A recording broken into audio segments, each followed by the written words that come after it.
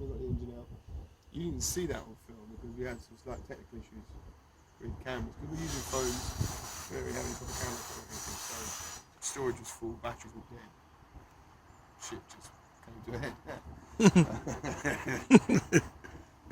So basically, the engine's out. We've got a few things we need to do to this. Ta-da! To the other one. As we said before, we're going to swap the gearbox over. The new one is front of the car over there. 6 speed for the 5. With the LSD as well, so we'll swap out that for this one, and then that is pretty much just lift it up, drop it in. That is basically the extent of what needs to be done. So we're basically going to move this out, pull the car forward, pull the pallet in the front of that car. Drop the bad boy in. Yeah, swap the gearbox over, and then hopefully today we'll have enough battery life and enough storage. You'll see us put the engine in, and we're also going to use some time-lapse video as well, I believe, which I don't know how it's going to turn out, but we'll see. So yeah, cool. You also might need to speak up, my friend, because you know, technology being what it is. I'm ill as hell, which is probably, you can tell, I have got man flu. Smoking too much. Nah man, this is cigarettes. Oh shit. Alright, cool. Well, let's crack on, let's move this, let's move that. And I need you now more than ever. So we're just about to swap the gearboxes over, and this is a really useful tip if you're doing this at home. We find this helps. We've got 2 gearboxes, so as we take a bolt out from the clutch, that one was from there, as we take it out from the gearbox that we're going to change, I'm going to pop it in there, just so I know where it's come from, so then we're not faffing around trying to figure out which ones are which. Move some of this stuff about to get to the other ones.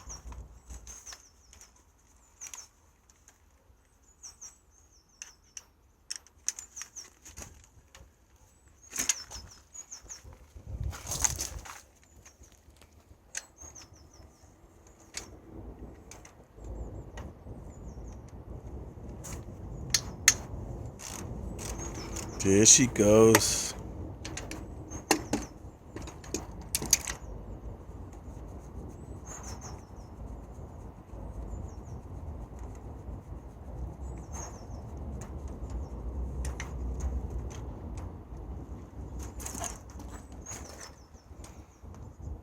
Again, just going to drop that in there. Actually, we might clean that up a little bit. That's quite filthy. Stick it on the table. Chuck that there. Good blast. The grease, the life.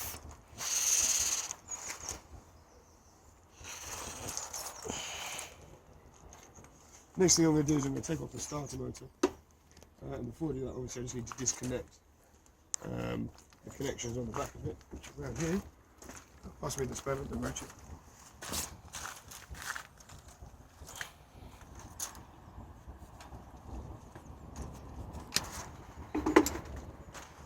So you've got 2 eyes on here. You've got one which is just a little clip, which is a bastard for some reason. There we go. And then what appears to be a 12. Maybe actually 10. There's a 12, but that's all I did. There we go.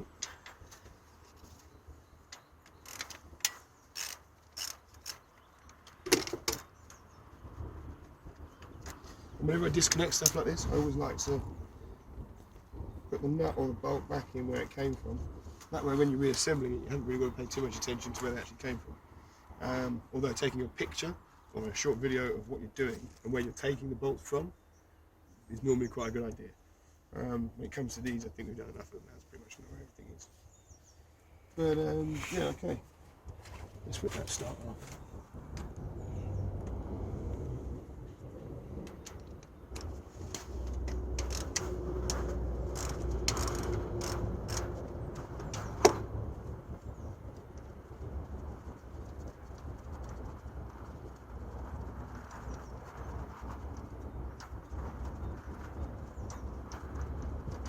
Actually, while I'm here, I'm just going to undo the other couple of 14s. Holding the gearbox on. Oh, that one's stuck.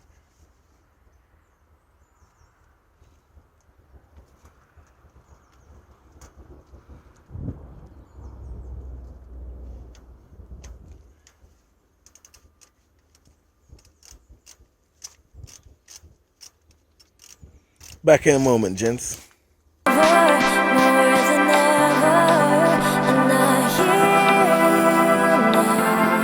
More than ever, more than ever. We can hide our faces from light when we run. Man versus car. Part 2.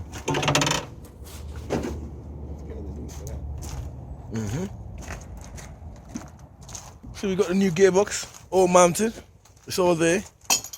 6-speed. Radio flyer. Rusty bit of work in it. But it works. You still got a couple of issues though. The man himself. One of which is this. Basically the stud. It's come out of the gearbox mount. So what we're going to do is we're going to show you a quick fix to get this back in place. So drop it in as far as it'll go. It should bite up a little bit. And really simple, just find something, nut is probably good, this is actually a drive shaft nut. Something that will go over there as a washer.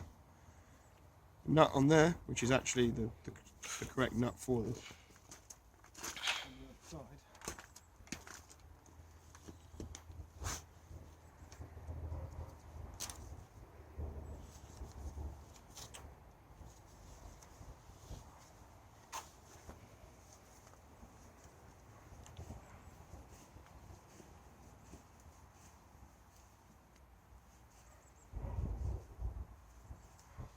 Basically, as you tighten this nut, it will pull the stud back in.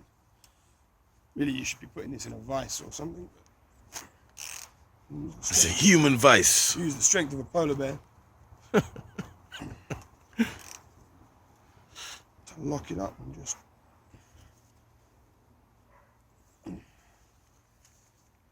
And as you can see, now fully seated. Beautiful. Whack that nut off. Reverse polar bear grip.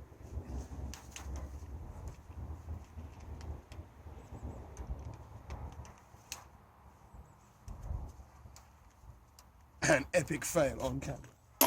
Because it came all the way out. Shit. This is what you don't do at home, kids. Well, it's a bit bizarre. When the camera's off, he does it perfectly. Yeah, the other one, no problem whatsoever. You turn the camera on, and he lost his fucking skills. Beep. You know what, I think it's just sort of worked a little bit loose, so we may use a different mount. May just give it one more crack with the polar bear strength. Smokey the bear.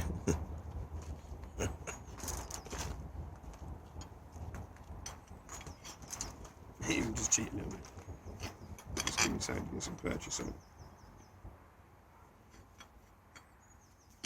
No, when he says purchase, he's not buying anything. You hear that?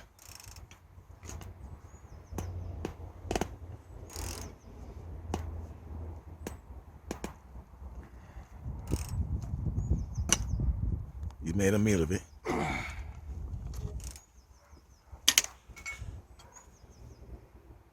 Well, if that comes out now, there's going to be no keeping it in there.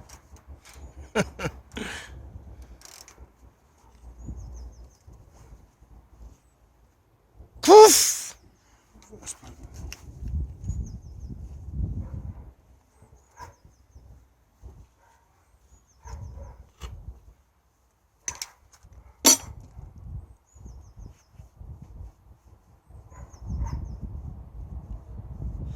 Do do do.